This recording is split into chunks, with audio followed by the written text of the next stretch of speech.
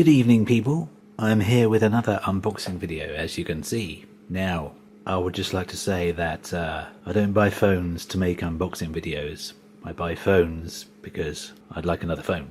So, just like to make that point clear. I'm not loaded. The price for this beast is going to be offset by selling on my Xperia XZ. And luckily, I know a place that will pay me just over £100. So, it's not a lot, but my XZ did not cost me £600. It cost me about £297, so I haven't lost that much. This one cost me quite a bit more than £297. Let's just say, count all your digits on one hand, and then you'll know the answer. It is the Xperia XZ Premium, the beastliest beast that Sony currently do. And I know I'm late to the table. This is not claiming to be some kind of exclusive or anything new. So, let's get unboxing and see what we have. I've not taken this out of the box yet, but it didn't come sealed. I got this from Argos. It's currently £150 less than it is on most sites. So, if you want one, I would recommend Argos because they're a totally legit company and they will never let you down. Not in my experience, anyway. Okay, it is a beast of a phone, if I can ever get it out of the box. It's on a little tray, so I can prise the tray open. That's handy. They're only solely black. I think the silver, the chrome version is exclusive to one of the networks, but I always buy unlocked phones. Now, okay, it's not that much catastrophically bigger than my XZ. It is quite a bit bigger, as you can see if I line them up. There we go. That's the difference between them. My XZ is up the wrong way there. So professional. Hold on. There we go. Now it's framed. And you can see there is quite a bit of difference, and even more so because, bear in mind, this is inside a case and this is not inside a case. So I'm going to try and get the slimmest case I can find for this. The specifications are, if you're at all interested or don't know already, it's got a Snapdragon 835. It's got 4 GB of RAM, which I'm very much looking forward to. And it's a really weird battery size. I think it's a 3230 or 3235. I can't remember which. I'll put a little correction caption in, so that will be what the battery is. What are the other specs? A 19 megapixel camera.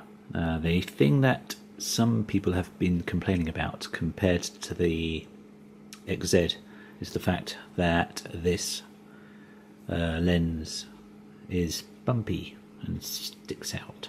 Hopefully that will not bug me too much.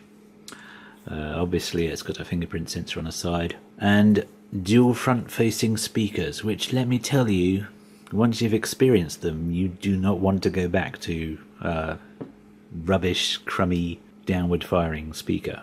Single speaker at that, usually. Even the iPhone, the latest iPhone, has a single firing speaker, even though there's 2 grills either side. That's to fool iPhone users into thinking that they've got nice stereo speakers. That's not the case. There's only one on one side. I'm going to see if this... No, I'm going to unbox the rest of the phone first. So let's see what else you get apart from that beast. USB-C, obviously. Anyway, there's a little drawing of what's inside. I'm not quite sure why they've put that there. There's a picture of a booklet. That's very unique. Maybe it's because some of them are inside this weird cardboard envelope. Ooh. Xperia care. Do you think Xperia care? Do you think they do? I don't know. Maybe Sony care. Sony don't care. But respect to the Sony, ooh, because I like this stuff. Declaration of conformity. XZ Premium. Alright. Well, that's all you get in there, is just the fascinating paperwork. And then, finally, I think, we're down to the charger. Yes, this is not the same as the one I got with my Xperia XZ, because it's got that little logo there, and that one, which is the Pump Express. That's for MediaTek processor phones.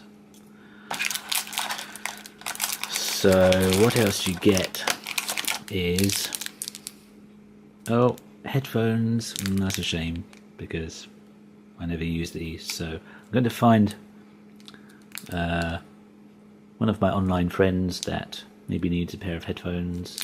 I think I know someone that might be liking those. I'll send those to that person. What else? Oh, replacement earbuds and a little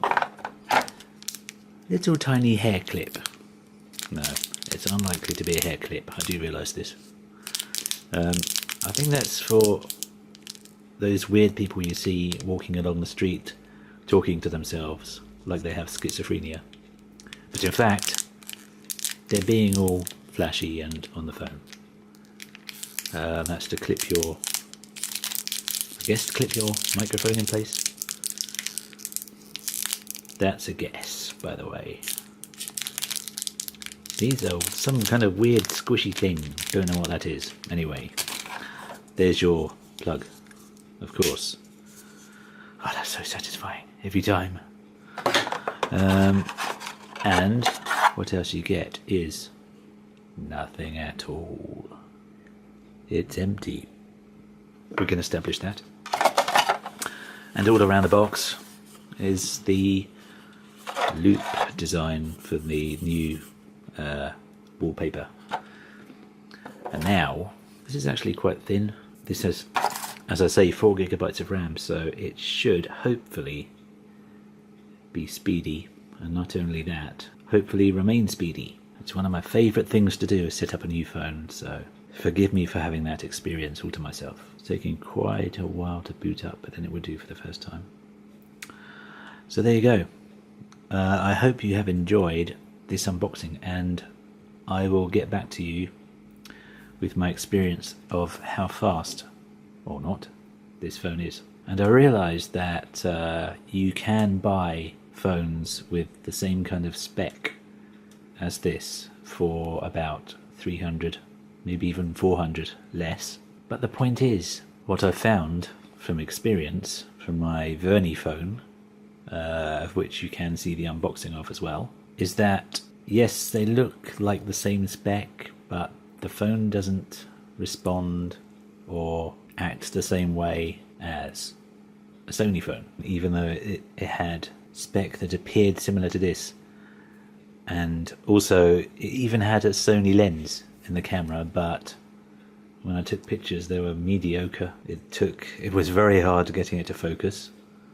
So it's not just about specs and all these people saying, oh yes, but this phone is really bad value because I can buy something that's £300 less that has the same spec.